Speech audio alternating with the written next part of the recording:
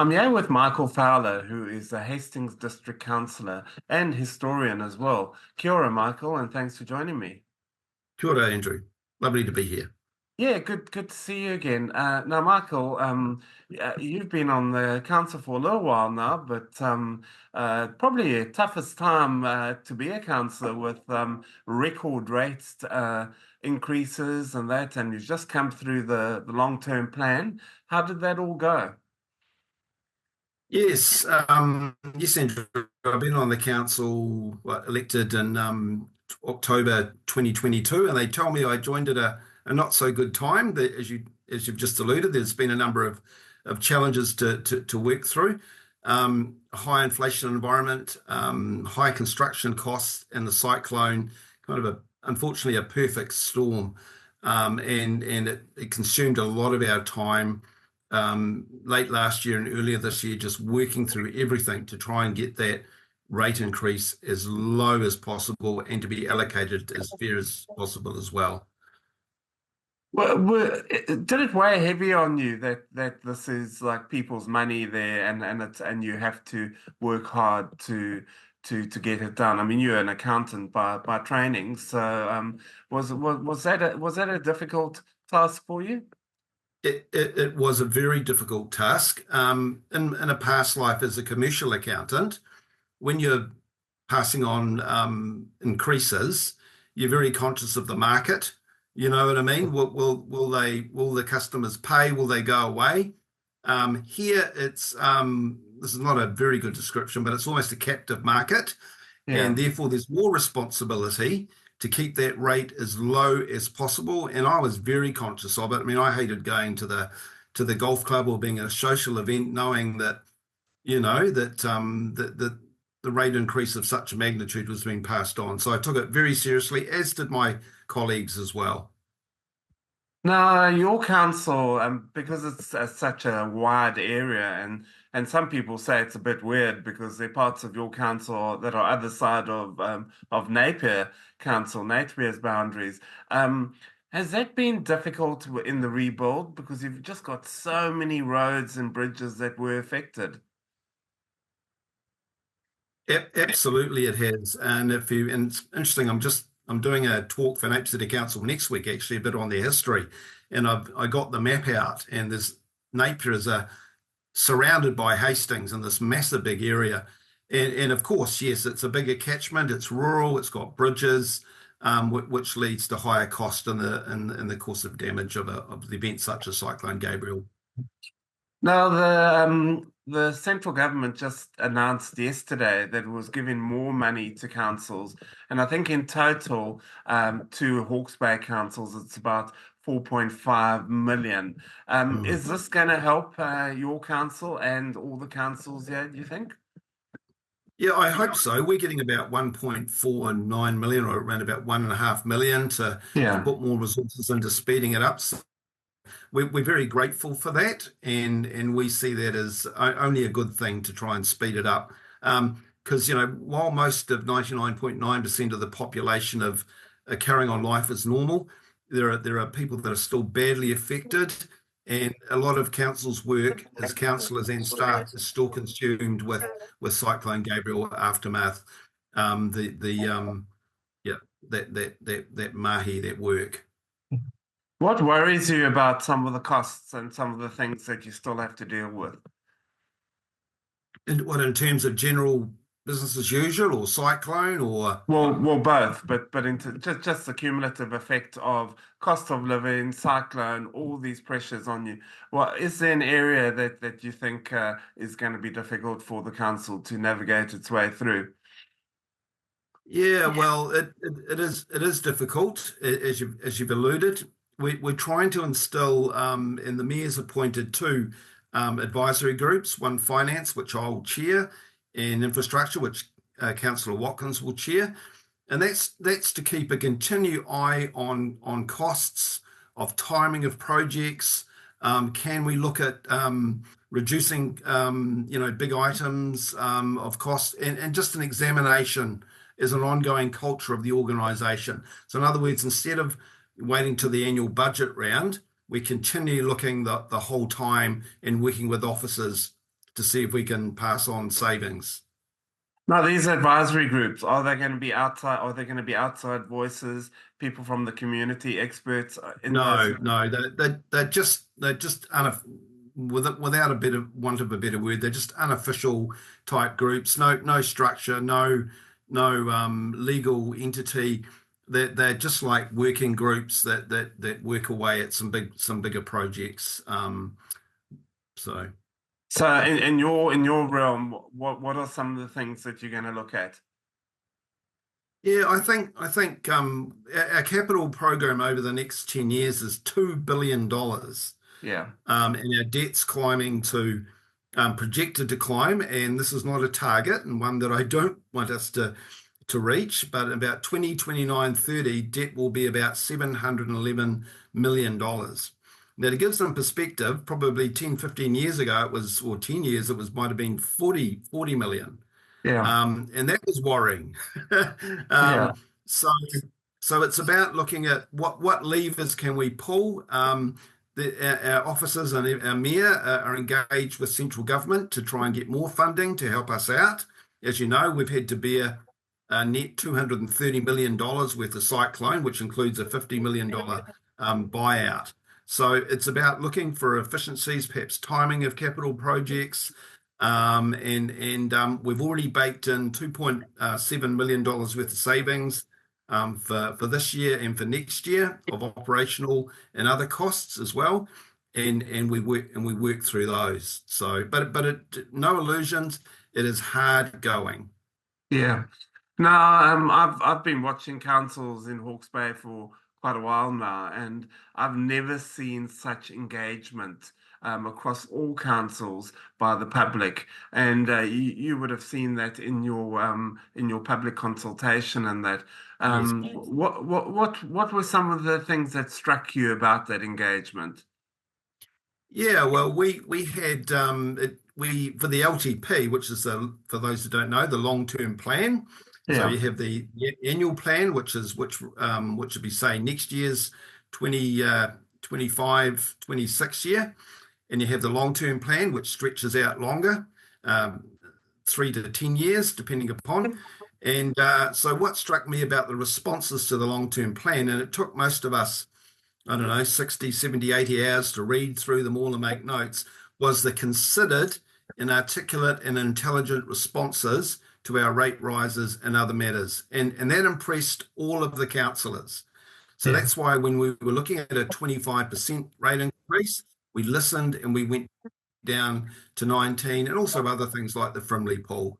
But, yeah. and I was actually, yeah, so sorry. No, no, okay. Just on the Frimley pool, yeah, that was a case of the council listening to the people because there was actually quite an overwhelming response for it to remain open, and you've come up with a plan that it will remain open for the next year, I think. Do you think overall though, your council has listened to the community? If you, are you talking specifically about the LT plan or just generally? Generally, Yeah, yeah, I think there's people would probably say, and it's all relative because some people probably say we don't. Listening to somebody and doing what they want to do is a completely different thing. So sometimes I think you can listen to people, and the thing is, when you're a councillor or even mayor or whatever, you have a whole range of people coming at you on one subject, such as a Frimley pool, and they all have different opinions. yeah. And that's why we're elected to make the decision. So we can listen, but doing what they actually people want to do is not always the case because we have to make a decision. Yeah. Yeah. One of the tricky things your council had to deal with was the buyout of category Yes. three properties, and there was quite a fraud process, and you sort of were kind of left carrying the can by central government because they wouldn't give any more money for the demolition costs. Um, the decision was to make this a rateable thing. Do you think that was fair? To other words, to yeah, to share it all amongst all Yeah, the rating groups. Yeah, yeah, I believe it was. We went out to consultation with the community about it, and we didn't get a big pushback from it. The community, from generally for the people that I've spoken to, which has been quite a lot, and the feedback said they realised that they were all in this together, and they were happy to, well, not happy, but they understood the situation. yeah. Do you think your council's a good council and that it's done good work? I do, and I was asked by your daughter before I stood. She rang me up last year and she said, "Do you think there's something broken or wrong with your council?" And I said, "No, I've got utmost respect for Sandra. I think they're a good council. I think I've got some skills that I think I can offer. And whether I pass the job interview with the public is another thing. And they've put me in the position which I take very seriously. And I think it's very ably led in terms of the CEO of Nigel Bickles. Sandra is an outstanding mayor, and the staff. I have a very good relationship with the staff that I work with. There's trust, so I really from my perspective, I believe it is. Yeah. Now, your other hat, apart from being a councillor, apart from being a accountant, you're also a historian, and you're well known in the region for you've got a column in the newspaper, and you give lectures as well. Just in terms of the magnitude of what we went through in February last year, how big was it, the cyclone? Yeah, it's up there definitely.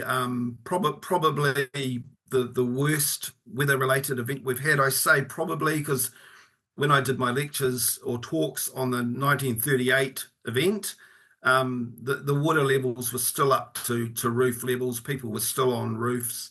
So, in terms of what happened in Esk Valley, it was probably very, very similar. Yeah. Um, but the difference is that there is more population in the way of weather. Yeah. In other words, Esk Valley in 38, a lot of them were wooden villas. They dug out all the silt. They dried out their wooden houses, and they moved furniture back in again and kept on living. As you know, today's age with the construction materials, etc., more difficult to do that. Yeah. So, being a historian, you've got the sort of the ability to look at history and see what learnings there are from that. Do you think are there some things that we can learn from history of how to rebuild and regroup after this cyclone? Yeah, I think it's human nature. Whether it's New Zealand she'll be right, I don't know. Yeah, Um, but clearly, after the 38 event, there was a real awareness of flooding in specific areas, specifically Esk Valley. World War II came along, nothing. There were incidences of floods that occurred in Esk Valley right from 38. They weren't major ones, but there were still floods. I think we forget. I think we lose institutional knowledge, and and yeah, and bad things happen because we don't necessarily learn from events. And I know yeah. that's no comfort to people that have got flooded out. I'm sorry about that, but the reality is they looked at flood control with Esk Valley after the 38. No one really wanted to get engaged with it or pay for it, so it was just left like it was. We've spoken at length about the pressure that councils are under financially, and that, and obviously you were around when, not as a councillor, but you were living here when we went through the whole amalgamation referendum, and that, and Mm. obviously that's been kicked to the curb. Do you think there still is opportunities for councils to work closer together, and do you see that happening on a practical scale in your role? Oh, that's a very good question. Yes, I do believe that there's an opportunity, especially for shared services, Yeah. building control units. I see no reason why there can't be one, and across Napier and Hastings, even Central Hawke's Bay and Wairoa, I can't see a problem with that. As you know, Better Water's done well. We've got to look at that piece. That's a big piece of work coming up as well, in Yes. terms of our three waters. Um, whether it will happen, these things tend to be mandated by central government. There are pockets of amalgamations, but it's interesting looking back over the history. Havelock fought off amalgamation with Hastings as long as it could. There were huge battles for Havelock not to amalgamate, but I would say Havelock amalgamating with Hastings was a good thing. Yeah. Because virtually all the mayors well, I think all of the mayors I speak to, including your own, Sandra, say that the local government system is broken. And do you think the central government needs to come up with a funding system where actually they are contributing more to local government? Yes, I totally do, and you would find very few people in the local government sector, as you've said, that would disagree with that. Our levers, our main lever is rates. There's fees and charges, user pays, but yes, and various mechanisms of that have been floated around, GST, and other types. But yeah, I believe they will. Sorry, I believe they should. Whether they will, under this tight fiscal circumstances in the near future, I'm not holding my breath. Yeah. Now you've got a number of portfolios on a number of committees and that. What else is coming through that you would like to mention? Yeah, I think I'm chair of the standing committee, performance and monitoring. So what's occupying a lot of my time at the moment is working with officers just to make sure that our reporting is giving us the best amount of information that we can to run the organisation and efficiency. So it's not broken, but I want it to be a bit more, so we can have a bit more of a lens over various items of expenditure and things like that. So that's taking up quite a bit of time. And I must say, I probably have two, the accountants won't like me saying this, two nerdy professions, being an accountant and a historian, but I equally like both of them. And I'm very much enjoying the accounting side and working with them in local government. How you find in the hurly-burly of local politics? My personality, I'm quite lucky. I think that I just know what my task is, and I do it. I don't. Our council is a good council. I think it's a good council. We're all very collegial around the table. Some councils can be very dysfunctional, and I put that down to Sandra Hazelhurst's leadership. She's a very good leader. We don't agree on everything all the time, but as after the meeting's finished, we can go and have a cup of tea together, and there's no recriminations because you didn't support what I was voting for. So I think it's a healthy culture myself personally. Because you've got an election coming up again. Are you going to stand for another term? Yes, I will. Partly because I think if there's someone better than me that's in accounting or professional skills and they stand and I lose, I'm very happy for that. But I believe at the moment, I think I have got added some skills with my accounting to the organisation. So, and we're going to be in this tight financial constraints for probably one more term or another term before the debt levels start coming down. So yes, I will stand again. Yeah. Because you were one of the higher polling councillors in the last election. Are you confident that you'll be re-elected? But you can never know. And to be honest, I was high polling because I'm well known. And partly thanks to you for having me a history column. So that's how it seems to work. People, I think, and they probably trust me because a lot of people trust me with their information, with their lives. So there's that aspect as well. But I have been well known, and that does help to be elected. Yeah. Given everything, we've been talking about a lot of doom and gloom and that. Are you optimistic though of the future? Yes, you have to be optimistic. And I was chatting with the mayor yesterday saying accountants tend to take a pessimistic view on things and we're always looking at what can go wrong. And I said, I'm not thinking like that. Sandra doesn't think like that as well. And most of our councillors don't as well. So, yeah, it is a matter of just keeping the pressure on and talking with central government, which our CE does and our mayor does very well, and making sure that every dollar we spend is spent efficiently and effectively. And that's an ongoing process. Michael Fowler, it's been really great chatting to you. Thank you for your time, and hopefully we'll catch up with you in the future. Yep, it's a pleasure. Thank you, Andrew.